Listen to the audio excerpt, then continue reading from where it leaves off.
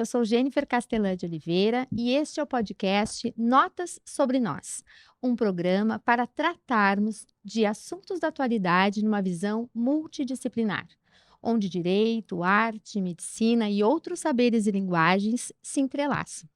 No episódio de hoje, vamos conversar sobre crianças, telas, internet, riscos e soluções. Nessa roda de conversa, convidamos Marta Hemp, médica neuropediatra, atuante no Hospital Moinhos de Vento aqui em Porto Alegre e Albert Einstein em São Paulo.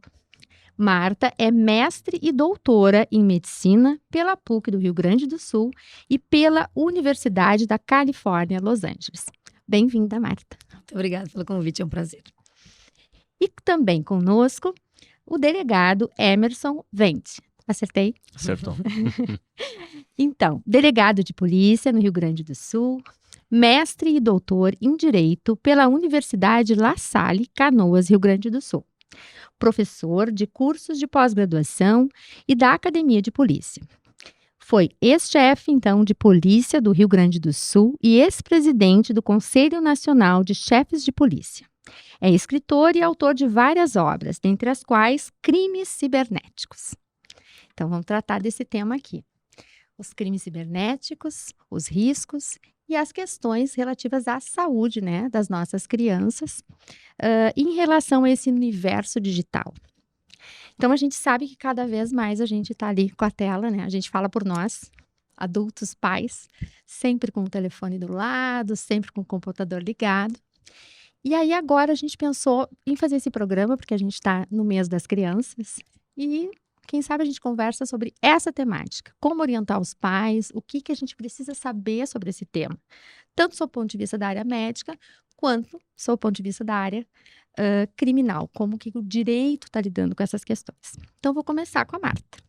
Marta, assim, bem no básico, existe uma idade mínima recomendada, né, para que as crianças tenham acesso às telas e um tempo de uso? Tem estudos já sobre isso? Sim, então, obrigado pelo convite. É um prazer estar aqui falando sobre esse assunto que está muito atual, especialmente por conta da pandemia, né?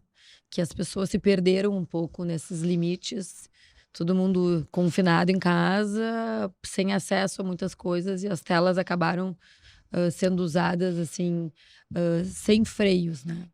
Então, sim, a Organização Mundial da Saúde recomenda, obviamente, recomendação essa baseada em vários estudos científicos, que crianças até os 2 anos não tenham nenhum acesso à tela, tá?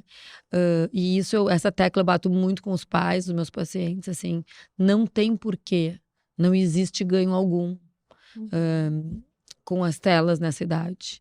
De 2 a 5 anos se permite, pela Organização Mundial da Saúde, 1 hora de tela por dia. E de 6 a 10, 2 horas. Depois disso, considerado pré-adolescentes, e daí não existe uma classificação, uma indicação de tempo específico. Não existe um estudo ainda sobre Não, isso? nada ainda publicado de valor científico, né? E essa é um problema, porque são poucas as pessoas que conseguem seguir essas orientações. Então, a gente tenta no consultório reforçar essas recomendações, inclusive em casa. Eu tenho filhos, um já passou dessa idade, mas o outro está nessa idade, e tendo um irmão mais velho, por exemplo, com acesso a telas, por que ele pode ou não pode? Então, é um assunto complicado, é um assunto delicado, e que deve ser colocado, assim, eu como médica, e que atendo muitas crianças pequenas, me sinto um dever de passar essa informação para os pais. E no caso, Marta, justamente, esses limites, por quê? Quais são os prejuízos? Quais são, assim linhas gerais para a gente começar a tratar, que tu destacarias, né, para a saúde dessas crianças? Não dá para entrar em detalhes de todos os riscos, enfim. Mas em linhas gerais, o que a gente sabe? Que as crianças menores de 2 anos, elas não conseguem ter interação com uma imagem. E a gente está numa fase tão importante de desenvolvimento cognitivo, de linguagem, de comunicação, que essa interação 2D com uma tela não traz nada. Tem pais que dizem, não, mas eu deixo meu filho assistindo programas educativos. Mesmo que sejam programas educativos, a gente sabe que não existe uma troca com a tela. A troca precisa ser com a pessoa. Olho no olho, tocando, mexendo, sentindo. E depois dessa idade, a limitação é por conta dos estímulos visuais. Que a gente sabe que tudo que a gente recebe de informação do mundo entra para o nosso sistema nervoso. Então, o frio, o calor, a luz, o cheiro, a gente integra as questões sensoriais e trabalha com isso. Quando existe muita informação luminosa, né, muito estímulo luminoso, existe muito estímulo visual, auditivo, nas telas, como o caso, o cérebro de uma criança de até 5 anos, ele não está pronto, teoricamente, para integrar isso tudo. Então, a gente pode ter consequências até elétricas cerebrais desse estímulo exagerado. Por isso que esses cuidados. Para fins de cognição, de aprendizado, pode interferir Isso pode interferir na atividade elétrica cerebral, tanto na cognição, quanto no aprendizado, quanto até desencadear atividades epiléticas, né? Nossa. Então, é um cuidado que a gente tem que ter. Sim, realmente o leigo, né, a gente não tem alcance a essas informações, a gente acha muito banal, né, entregar o celular, enfim, como se fosse... É prático, né? É prático, é um recurso que resolve ali, mas que tem todas essas implicações, então tá. E trazendo agora para esse universo, né, quando a gente está falando de tela, a gente está, hoje em dia, quase tudo é através da internet, né, então os joguinhos tudo online e tal. Então, trago aqui o nosso delegado Emerson para a conversa, para a gente entender quais são os riscos principais, enfim, as crianças, né, que elas ficam submetidas neste ambiente virtual. O que a gente poderia destacar para começar a conversar sobre isso? Bom, em primeiro lugar, obrigado pelo convite também, prazer participar aqui nesse debate interessante.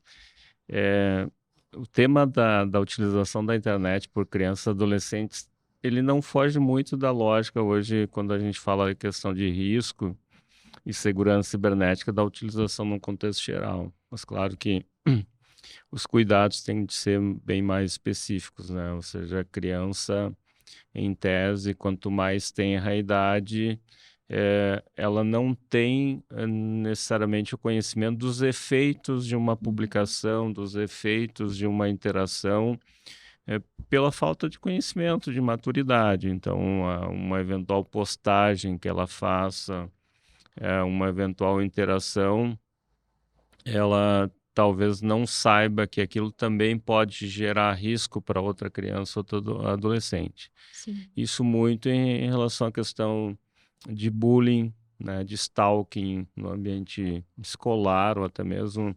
Isso a gente está falando entre as próprias crianças Entre as interagindo, próprias ainda crianças. não tem um terceiro que Não. possa estar ali, né? Esse terceiro também é um risco grande na questão hoje popularmente chamada pedofilia, né? Ou seja, que no Brasil é crime há bastante tempo, a questão da exploração da imagem pornográfica, da imagem de nudez de crianças e adolescentes. Que é, inclusive, crime, a questão do aliciamento de crianças para esses fins. Sim. Então, os perfis de criminosos também criados especificamente para determinados perfis de crianças, Sim. Ou seja, de meninos ou meninas desta ou daquela idade, dependendo do perfil do pedófilo também. Sim. Ou seja, ele também escolhe suas vítimas de acordo com o seu interesse sexual, por assim dizer. E fora a questão de exposição familiar, né? Muitas vezes uma postagem acaba expondo todo um conjunto familiar, além do que a criança não sabe que uma eventual postagem dela pode gerar uma responsabilidade objetiva em relação aos pais, não criminal, Sim, mas uma né? responsabilidade Mas civil. uma responsabilidade civil no sentido de reparação de dano. Sim. Então, por exemplo, semana um pai me contatou apavorado porque ele é da área de TI, achava que nunca ia acontecer isso. A criança, não vou dizer a criança de 9 anos criou um perfil fictício na rede, no Instagram, e justamente difamando outra criança de mais ou menos a mesma idade no ambiente escolar. Sim. Ou seja, como é que ele poderia resolver aquilo de maneira a reduzir o impacto do dano. dano que foi causado. É, Né? agora eu trazendo aqui na minha experiência de tabeliã, né, o que nós temos, nos chega às vezes são atas notariais, que a ata Uhum. notarial é um documento que a gente então retrata, então pega aquele conteúdo às vezes de um grupo de WhatsApp, situações deste porte, e a gente documenta e dá fé de que aquilo estava ali naquele dia, naquela hora Uhum. que saiu daquele telefone. E a gente se depara realmente com situações de grupos infantis, às vezes. Uma foto, às vezes uma foto de nudez, bastante constrangedor Sim. para aquele pai, ele procura, mas para ele tentar tomar alguma atitude, porque realmente Sim. a criança, às vezes a gente também posta coisas depois, pá, por que eu postei isso, né? Vai dizer que não. Nós, imagina uma criança. E não tem aquela noção da imediatidade daquilo, que depois não tem como retirar, né? Então é um palco para muito conflito, né? E sem contar que geralmente nesses ambientes, né, vamos dizer, infanto-juvenis, surgem novas aplicações que muitas vezes nem os pais têm ciência Pois de é. como são as aplicações, o que Isso elas aí. envolvem. A gente está sempre correndo atrás da máquina. Esse final de semana passado, a gente estava conversando com um grupo de amigas sobre isso, e uma delas tem uma filha adolescente, e ela me contou, meus filhos não têm Instagram, tá?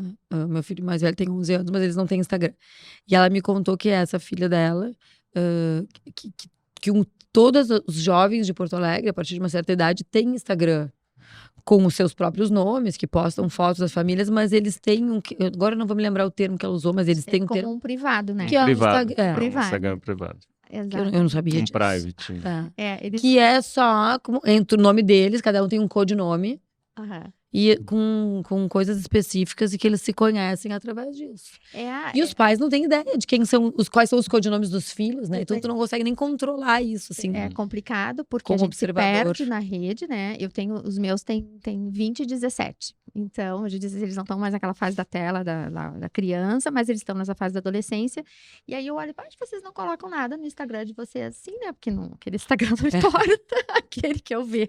Exato. Não, mãe, isso aí tá lá no privado, né? E Isso aí a gente respeita, assim, né? E conversa muito e espera que... A gente imagina que está alertando, mas por isso essa conversa também para a gente entender coisas que a gente nem acessa às vezes, né? Nem sabe que existe, né? Para poder orientar. Eu tenho filho hoje uma filha de 18, um filho de 25, mas eles já são desse ambiente digital, por assim dizer, né? O meu filho é programador de jogos. Entendi. Eu recordo que quando cada um fechou 12 anos e 18, eu tive a mesma conversa com cada um deles. Eu disse, a partir de 12 anos, tu não comete crime ainda, mas tu comete ato infracional. Então, assim, isso é interessante. eu não gostaria de, como pai, ter que ir ao Ministério Público te acompanhar e tu sofrer uma punição, que é uma medida socioeducativa. Para poder conversar com as crianças sobre essa Então, responsabilidade. tu tens responsabilidade sobre o que tu fizeres, né? Eu falei, fiz isso com o filho e fiz isso com a filha. Sim. E aos 18 anos... Agora tudo contigo. É a mesma questão agora, sabe? Aquela mesma conduta agora vai ser considerado crime, então a escolha é essa é uma tua, conversa que é interessante de existir. É claro que eu sou delegado e cada profissional pode fazer a conversa a partir da sua perspectiva, mas é interessante que os pais façam essa conversa no sentido da responsabilidade que eles têm sobre a conduta dos filhos. Não só do ponto de vista de serem vítimas, de serem atores que possam prejudicar E claro, e outra questão, tu falaste muito bem, qual a perspectiva? Eu até agora falei da perspectiva de autor, né? Mas a questão da vítima. Os pais sempre deixarem uma porta aberta no sentido de que alguma informação chegue a eles, mesmo que seja de um perfil privado, alguma coisa assim, no sentido de não bloquearem, ou seja, o que tu está fazendo é errado. Ou seja, no momento que tu chega com essa frase para alguém, tu já bloqueia, a doutora vai falar melhor do que eu. Isso a gente sabe por uma questão de formas de entrevista que a gente faz em termos policiais, a gente, como faz uma pergunta, acaba bloqueando uma resposta. E com a criança é a mesma questão. Então, deixar, ou seja, toda e qualquer questão que envolva eventual dano, risco, né, de que os pais possam ser os primeiros, né, A saber. a saber, ou que, se eles não forem os primeiros, mas que uma pessoa X, Y possa ser buscada para essa conversa, porque Abrir os muitas vezes os canais. pais ficam sabendo através do professor, Entendi. do orientador educacional, De outra mãe. de outra mãe, Poder se né, colocar nessa de nessa justamente cena para ter participar um processo de abertura. mais Por isso que a atuante. gente diz na questão de monitoramento, sei que vai ser objeto Isso, aqui, vamos né? Ou trabalhar com seja, esse a assunto. questão do diálogo, né? Como chegar lá.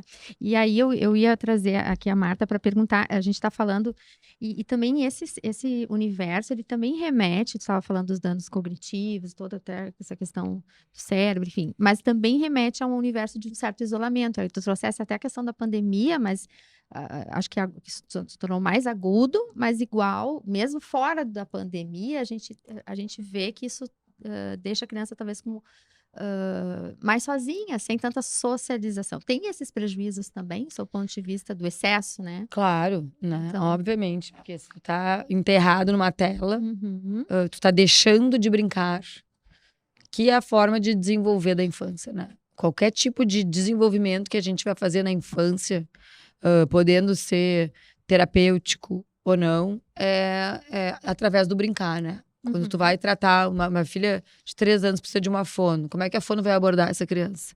Brincando. Uhum. Precisa de um psicoterapeuta. Como é que precisa? Brincando. Então, a brincadeira deixa de existir no momento que entra a tela. Tá? Então, esse é um ponto que é claro, né? A gente substitui. Mesmo que ali tenha outros parceiros num joguinho, é diferente. E Não é a aí mesma tem coisa essa questão que eu ia colocar agora, que existe uma solicitação dos jovens, daí são um pouco mais velhos, mas eu vejo isso com meu filho mais velho, de 11 anos, que assim, mamãe, mas todos os meus amigos estão jogando juntos agora. Por que eu não posso jogar? Uhum. E aí tu fica no limbo ali, ele vai deixar de socializar se ele não jogar.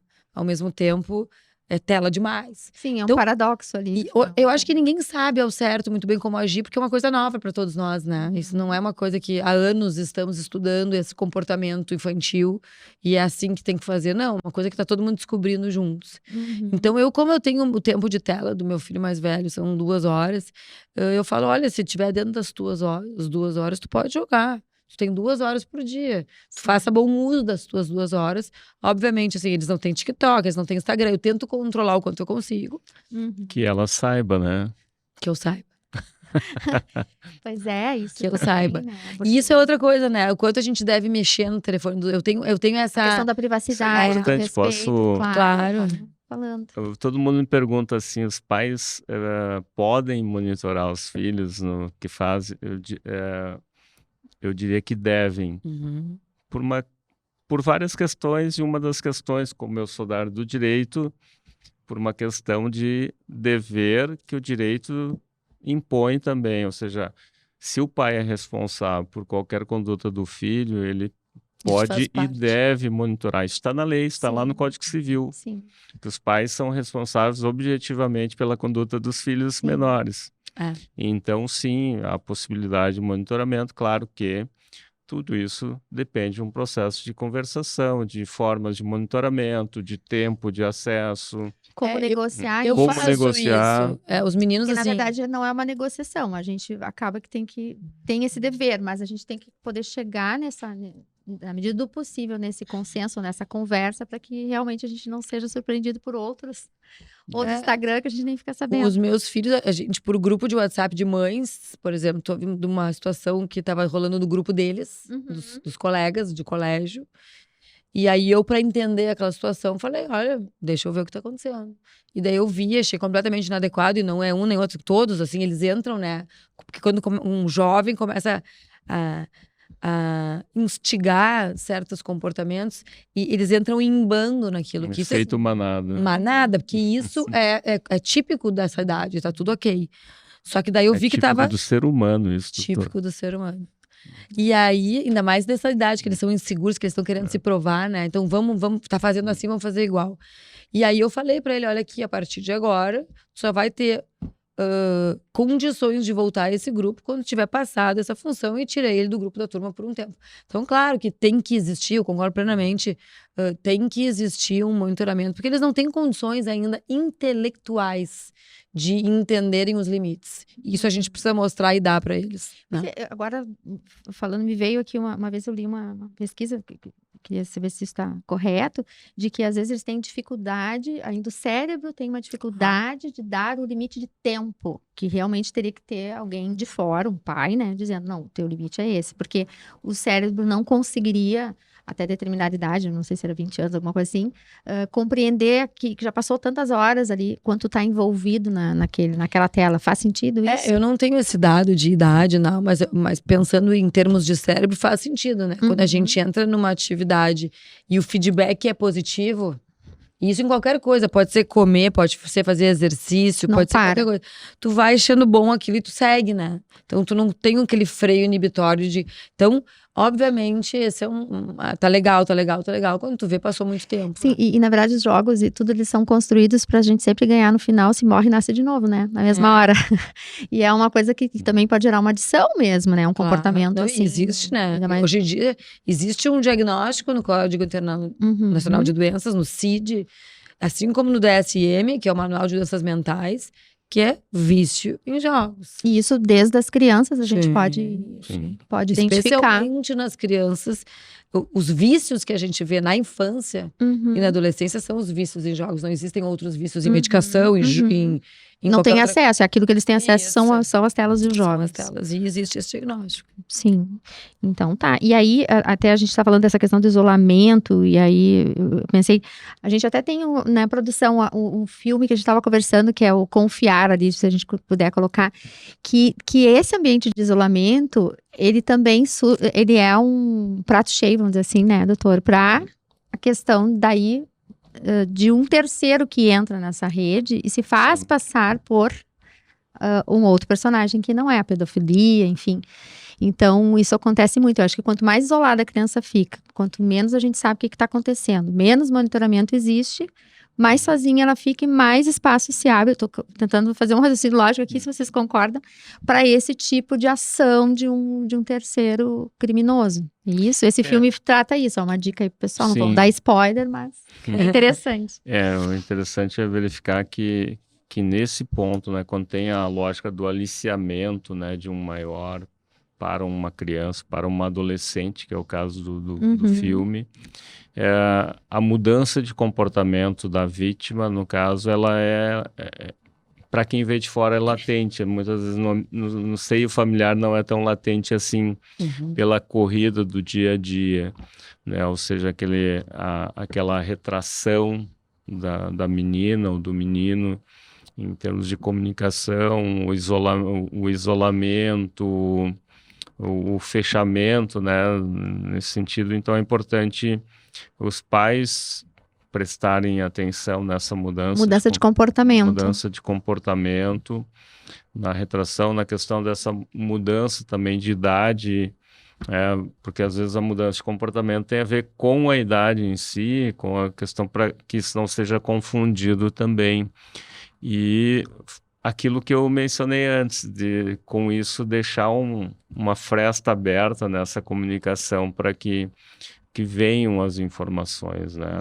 Venham as informações aliadas eventualmente de um monitoramento controlado, ou seja, monitoramento consciente, porque a desconfiança e o monitoramento não comunicativo, que é aquele monitoramento que é feito às escuras, ele gera uma quebra de confiança, pelo que a gente percebe de casos reais.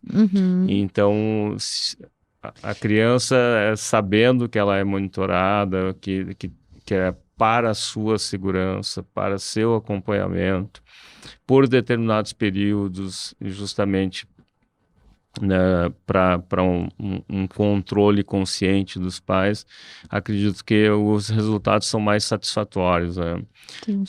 A gente vê também na prática, assim, que a questão do bloqueio total, né? Ou seja, não pode, Sim. também é algo que acaba, bom, se não pode, mas o meu amiguinho lá Sim, tem, como a então Marta trouxe ali, eu vou criar um perfil que minha mãe e meu pai não saibam, né? Não vou seguir ninguém da família para que eu possa também ter o mesmo, a seja mesma o mesmo possibilidade. acesso que o meu amiguinho tem, então, uma amiguinha, né? Sim, que talvez no mundo de hoje é quase, não sei se seria impossível, mas é bastante difícil a gente ter totalmente, não ter acesso a nada, a não ser as idades ali, mas algum tempo eles vão ter. Existem esses controles parentais que a gente vai Tem, falar depois, isso. né? Então, talvez exista um controle nisso. Eu vejo, assim, os meus filhos têm o tablet, o iPad, e eu consigo ver no iPad deles os aplicativos que estão baixados. Então, e a gente tem, claro, isso é uma coisa minha, eu tenho uma relação muito aberta com os meus filhos. Sim.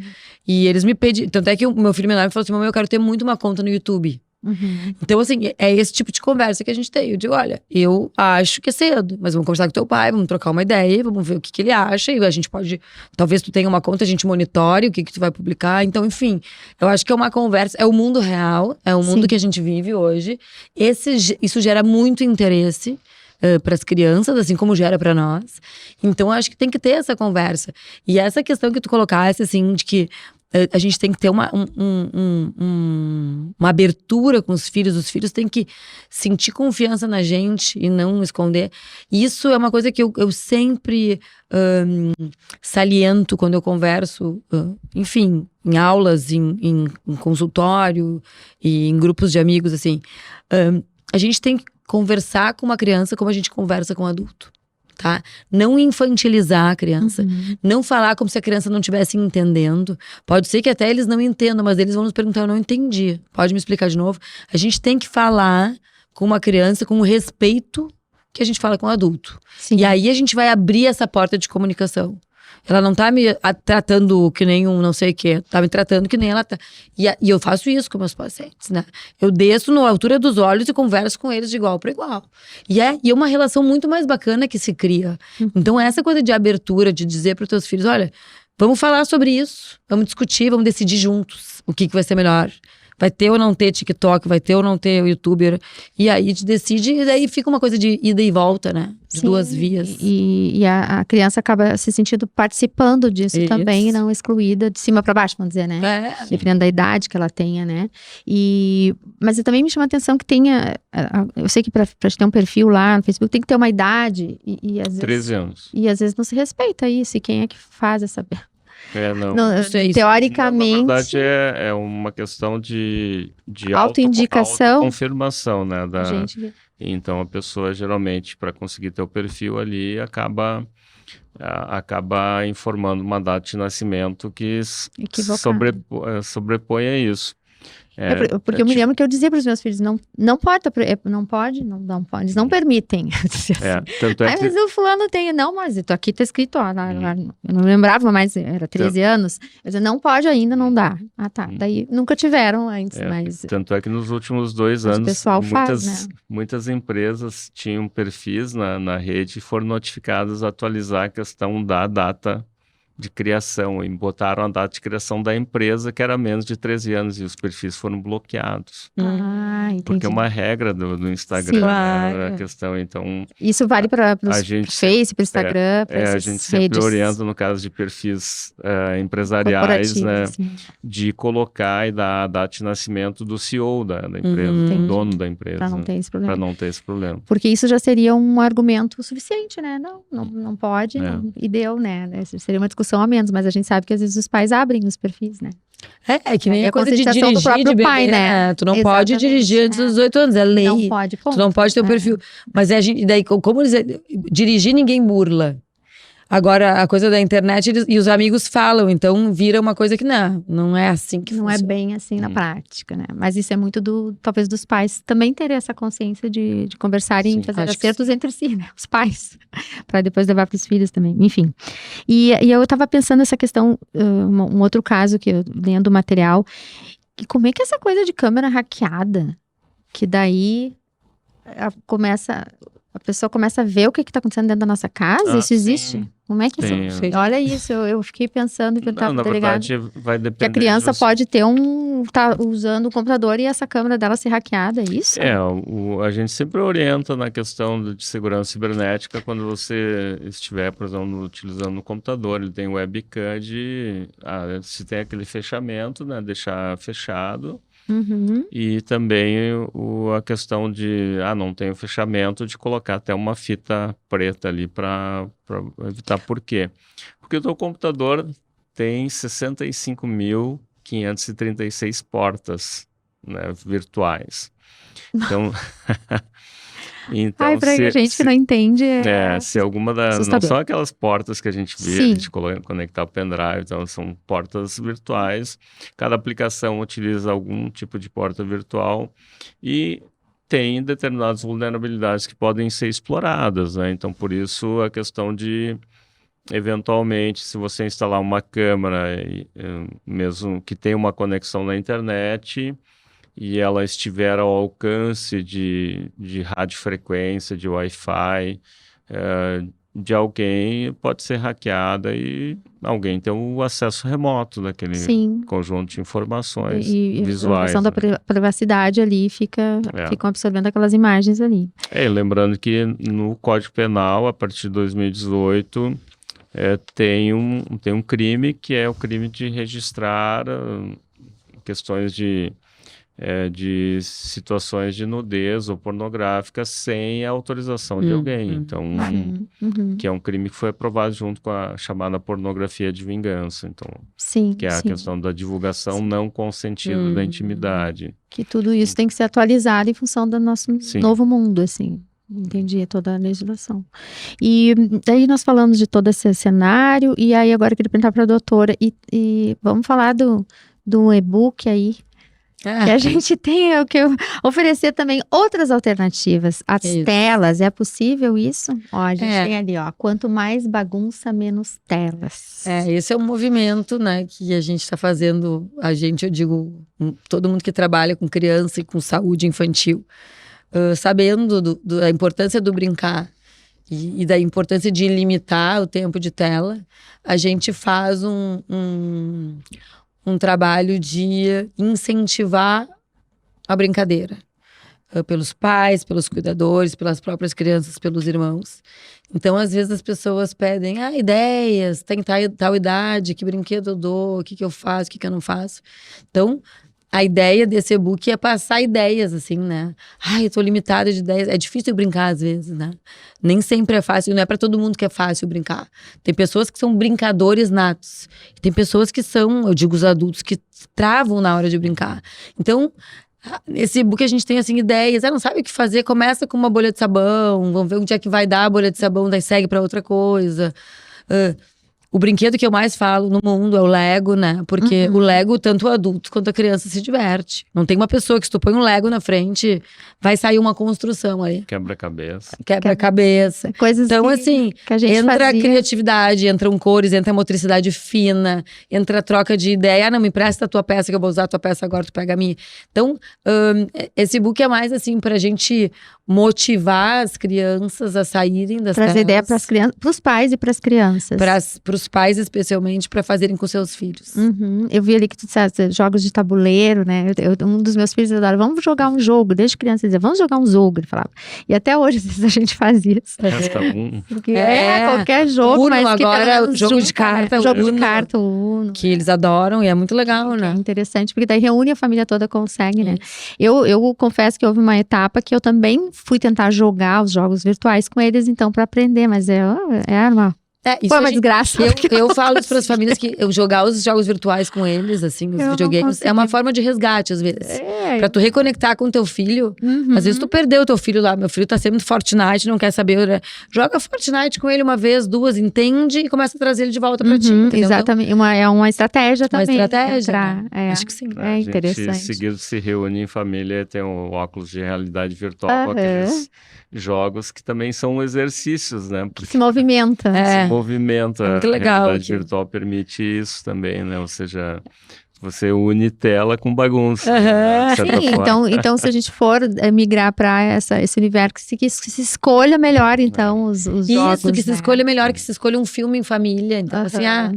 que final de semana, o que a gente pode fazer? Tá chovendo, quem sabe? Então, em vez de ficar cada um no seu jogo, vamos escolher um filme e assistir todo mundo junto um filme, né? Sim, trazer alternativas novas, proporcionar outras experiências para que a gente não fique tão refém, né, Isso. dessa realidade, enfim, né. Mas é muito legal, esse book eu fui olhar, eu me lembro que ali fala também dos jogos de lençol e fazer cabaninha, Cabana. quem nunca? Era legal, né. Então, hoje essas Lanterna, questões cabana.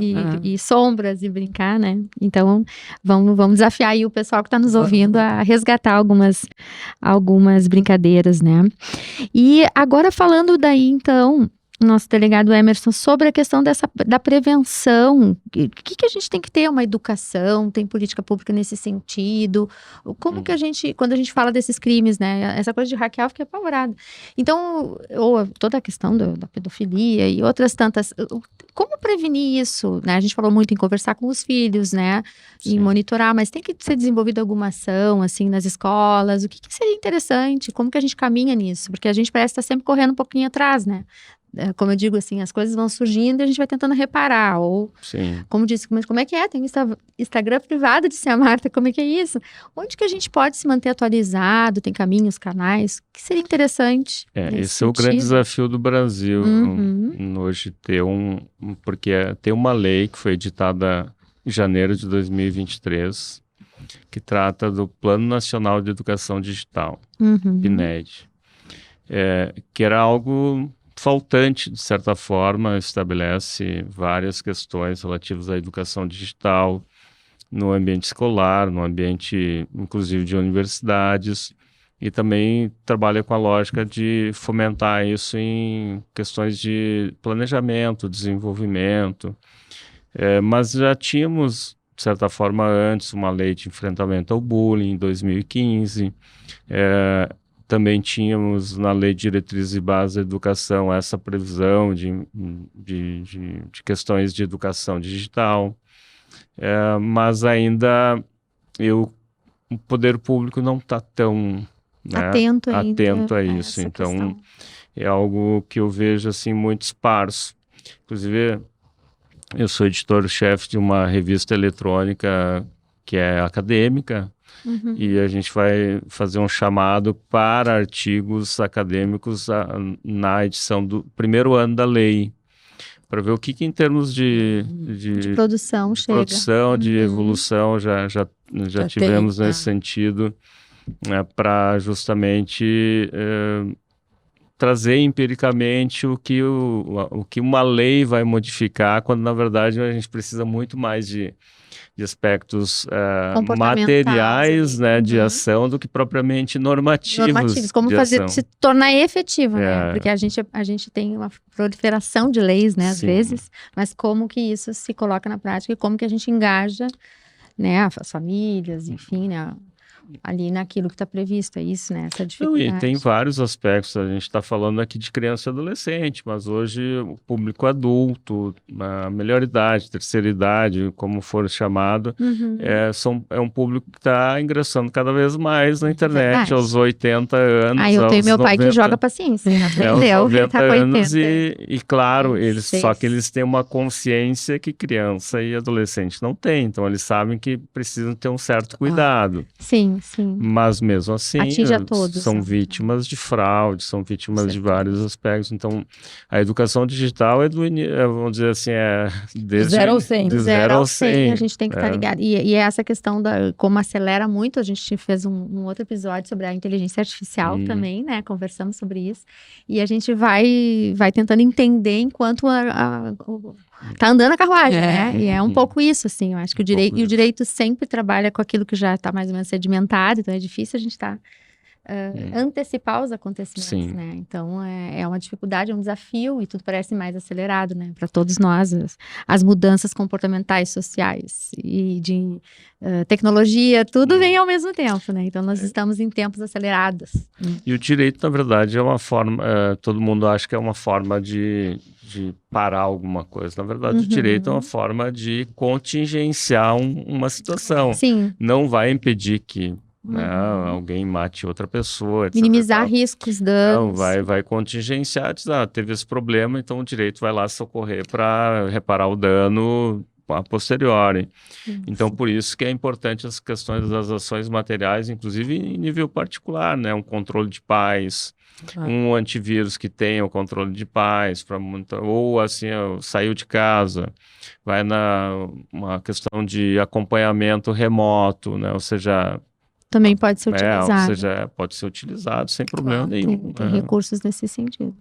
Então, tá bem, é bastante assunto, assim, que se desdobra, né? Porque agora eu tava falando, já pensei, vamos fazer um só sobre os idosos, então. E se a gente fosse fazer fatias, o adolescente é também especificamente um outro universo, e assim a gente vai indo. Mas então, agradeço muito, acho que foi muito esclarecedor pra gente, pra aproximar esse assunto, né? E aí, queria te pedir, Marta, tuas considerações, o que tu acha importante? E também te pergunto, tu acha que esse movimento, né, de ingressar com essas outras dinâmicas, brincadeiras, é reversível?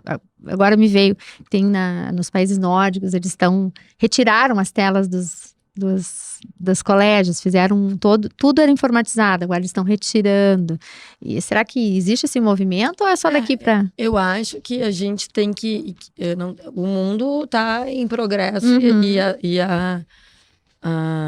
a internet, a informática, a tecnologia, ela vai continuar cada vez mais. Então, não adianta a gente privar e tirar isso, né?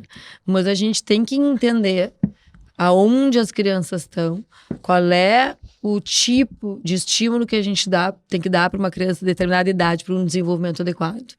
E conseguir adaptar a isso, né? Uma criança de 2 anos comer vendo a galinha pintadinha é uma coisa completamente sem sentido. Uma criança de 2 anos tem que comer vendo a comida. Tem que cheirar a comida, tem que tocar na comida, tem que olhar pro olho do pai.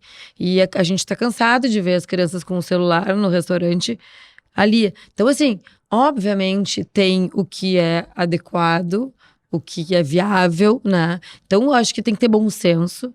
E essas regras da Organização Mundial de Saúde, não à toa elas estão aí, não é uma coisa que inventaram. A partir de hoje eu inventei que não. É através tudo pesquisa. Muito estudo científico. Então, eu acho que a gente tem que tentar ter o bom senso. E assim, tá de bobeira... Inventa uma brincadeira com teus filhos que sempre, invariavelmente, tu vai ter mais retorno, tanto na tua relação com ele, quanto no desenvolvimento deles, do que tu ligar uma televisão ou pegar o seu computador ou o seu celular. Então, tá bem. Vamos trilhar esses caminhos alternativos também. E Emerson, deixa eu te perguntar, então, tuas considerações finais. E também, assim, quando acontecem situações dessa, o que a pessoa faz? Procura ajuda? Vai na delegacia? Como que ela recorre? Também, assim, pra gente poder orientar quando os pais detectam alguma situação, né? Agradecer o convite por ter vindo aqui. Certamente as pessoas geralmente falam, vai na delegacia, faz um registro de ocorrência, faz na delegacia virtual também, que é possível. Mas às vezes tem outras questões também a fazer, né? Você mesmo falou a questão da ata notarial, ou seja, de preservar aquela evidência. Ou até mesmo antes, por exemplo, a criança criou um perfil fictício, né? Ou seja, o pai ficou sabendo, vamos procurar reverter isso, ou seja, né, excluir esse perfil para que ele não cause mais dano a ninguém, né? Ou seja, conversar nesse sentido. Mas não foi uma situação, um amiguinho hackeou o outro, né? Ou seja, procurar recuperar a conta também, existem procedimentos para isso, né, para poder fazer isso cumulativamente a questão do boletim de ocorrência. Vai fazer o boletim de ocorrência numa análise posterior, ou seja, de cabeça fria, porque muitas vezes você vai fazer o registro de ocorrência, autor e vítima, né, os pais podem muitas vezes conversar com os outros pais para chegar a uma situação conflituosa maior, né? Especialmente naqueles crimes ou atos infracionais que existe a possibilidade de, vamos dizer assim, de conversação, né? Ou seja, ponto de vista do adulto, lá a gente tem a vítima escolhe se vai processar ou não o autor, né? Então, se existe essa possibilidade legal, é importante avaliar isso também quando for fazer um encaminhamento nesse sentido. Tá bem. Então, tá bem. Adorei a nossa conversa. Acho que foi muito útil aí pro pessoal que está nos ouvindo. E vamos, de repente, fazer outros capítulos desse mesmo Agradeço também o tema. convite, acho super interessante assim, essa pauta. Obrigada. Muito obrigada. Obrigada. Então, hoje foi esse o nosso episódio falando sobre crianças, telas de internet, riscos e soluções. E fique conosco para o próximo episódio de Notas sobre Nós.